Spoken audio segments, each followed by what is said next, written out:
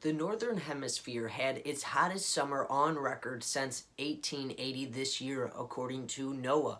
Now, the past 5 summers have been the hemisphere's 5 hottest as global temperatures continue to skyrocket due to climate change. So, not only has this year been the hottest on record, but the past 5 have also been the hottest, which means what?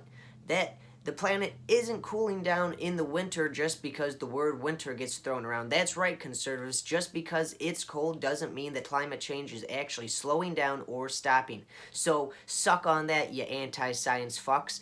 But anyways, while this continues to happen, we see our current administration strip away protections on the environment, such as the Clean Water Act, the Clean Energy Act. We see the administration currently attacking California for invoking their own emission standards, away from the federal standards because they don't feel the federal standards are doing enough, which is absolutely true. We need to be working at different ways at a much larger scale to tackle the amount of emissions we are putting out, tackle the CO2 that we are putting out, just tackle greenhouse emissions all around the board. And that also means we need to tackle big agriculture because that is the main source of all of the climate change is coming from big agricultural.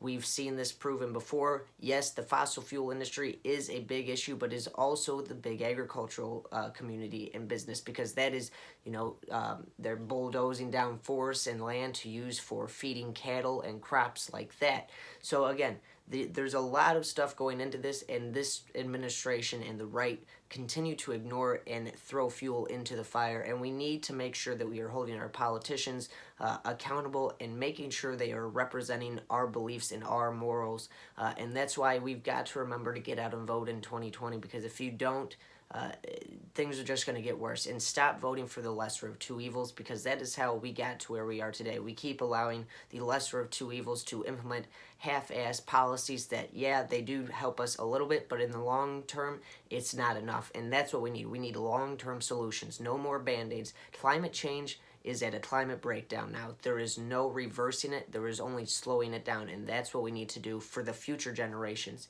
because that's what we should do. We should worry about future generations, not just the now. Think about the long term, not the short term. And that's it for today.